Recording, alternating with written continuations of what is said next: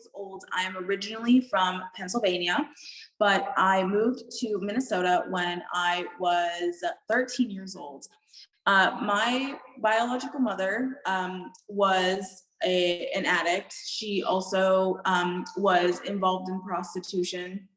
And so she was not able to care for me. So my grandmother adopted me when I was just a little baby. And she actually ended up passing away when I was 10. I moved in with my cousins and we did not get along. It was not a good situation.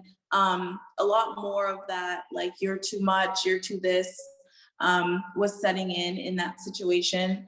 And I had also been sexually abused by an uncle that had stayed with us. Nobody knew for a very long time, or people knew and they didn't do anything about it. Either way, I digress. So then finally I ended up in Minnesota. They were friends of my cousins, and they were, they did the best they could, but I was 13 with a lot of trauma, already a whole person at this point. My young body didn't understand that this were not appropriate for my age. So, but my body didn't realize that. And for a long time, I held a lot of shame around that. And then it carried in through my relationships, where I was involved in many abusive relationships, some physical, some emotional, some just psychological, just different types of abuse, some all wrapped into one. And then I ended up moving to Colorado when I was 19. When I moved there, I moved there with my, well, who I thought was my friend. Ended up going to jail for charges, things that I did not, and then ended up being homeless. And when I got out of jail, I actually spent 6 weeks in jail on charges. I was never convicted of anything, and ended up taking a plea deal for 6 months probation. When I finally was released from jail, I lost my home, I lost my job. I couldn't stay with my ex-friend anymore. I went walking down the street with all of I was a nail technician at a nail salon. And I was like, you know what? I'm gonna go find a pawn shop, and I'm gonna sell all my stuff, and it's gonna be great. I'm gonna make some money, I'm gonna get some food. And couldn't find a pawn shop. I'd only been in Colorado for 3 months at this point, and I got waved down by a guy, this beautiful, beautiful man in this beautiful dark green Lexus, and he asked me if I needed a ride, and I was like, absolutely I do. Yes, please help me. So I get in the car, and he asked me if at the end of the day we couldn't find any place to get my stuff. And so finally ended up asking if he could take me home. I said, I don't have a home. He got me a hotel room, he fed me, and the rest is history. I ended up thinking that this was my boyfriend, but he actually ended up trafficking me.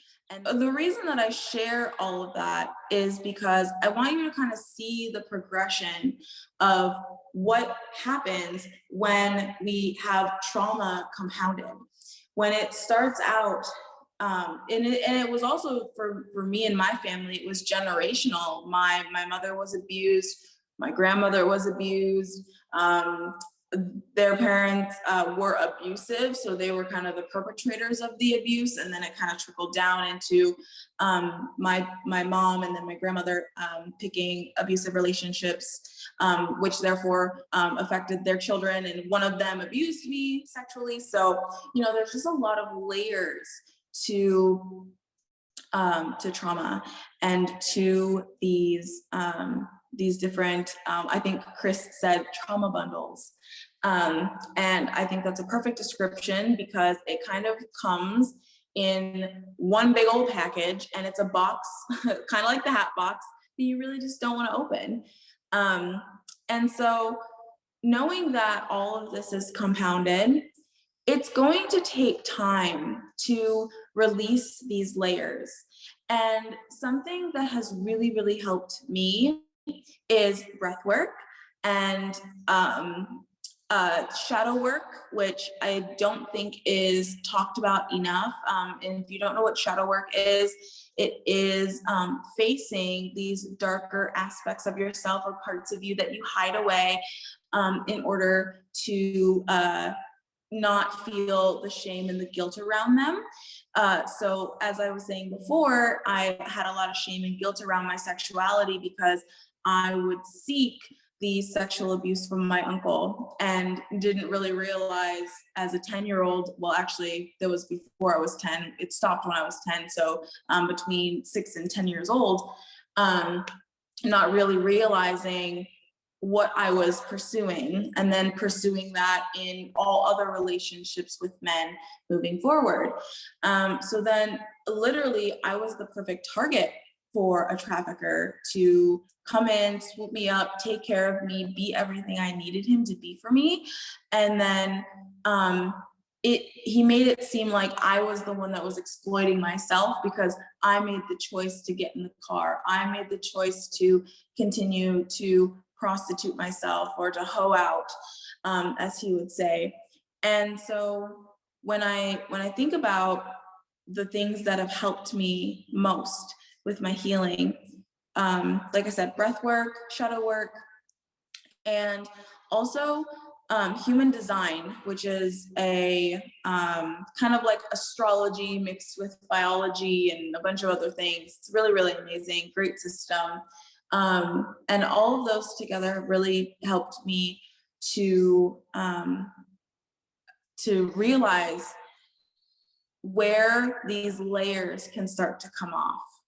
And I truly believe that healing is, it's not linear. It's not, there's no final destination that you reach and like, oh, I'm healed, okay, and my life is forever better because I'm healed.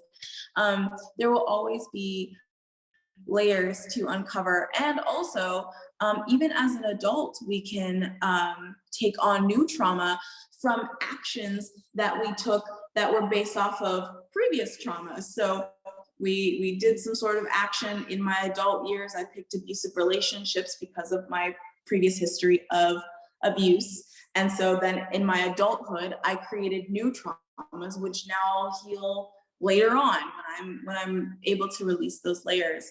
For some of you that don't know, I'm actually tuning in from Ghana, Africa. And the reason that I'm here is because I got the calling to just change everything. I knew that the conventional American life was not what I was looking for. It's not what I was meant for. And I'm so grateful for the internet because I'm able to connect with you here like this from all over the planet. So